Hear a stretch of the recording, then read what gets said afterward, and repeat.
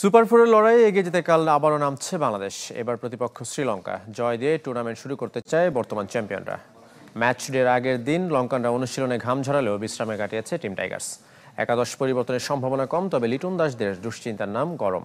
আবুধাবির শেখ জায়েদ স্টেডিয়ামে রাত 8:30টায় শুরু হবে বাঘ সিংহের লড়াই। আরিফুল ইসলামের রিপোর্ট। লঙ্কা বাংলার দ্বৈরথ, এশিয়া কাপে দু ক্রিকেট সংস্কৃতির মহারণের প্রতিশ্রুতি। Nagin dance, Nidahas trophy, timed out issue, এক দশকে নানা ঘটনায় ভিন্ন মাত্রা পেয়েছে বাংলাদেশ শ্রীলঙ্কা ম্যাচ।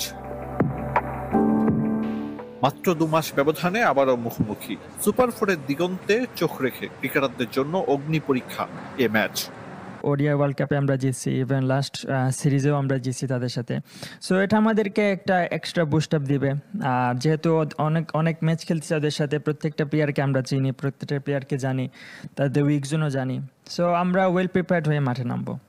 ম্যাচটির আগে বিশ্রামে বাংলাদেশ দল। টিম হোটেলে স্পিনারদের নিয়ে বৈঠক করেছেন স্পিন কোচ মুস্তাক আহমেদ।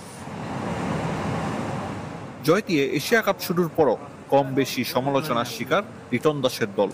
হংকংয়ের বিপক্ষে রান রেট বাড়িয়ে নেওয়ার সুযোগ মিস, তবে ওসব নিয়ে খুব একটা চিন্তিত নন ক্রিকেটাররা।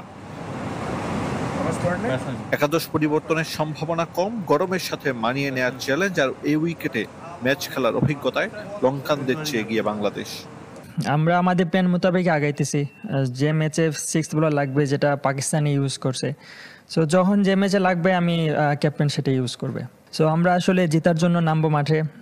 রাইভারি এগুলা কোনো কিছু আসলে মুখ্য বিষয় না আমার কাছে। ম্যাচ জেতাটা ভেরি ইম্পর্টেন্ট। তবে শ্রীলঙ্কা অনুশীলন মিস দেয়নি। আবুধাবিতে ফ্লাড লাইটের আলোয় শেষ প্রস্তুতি সেরেছে।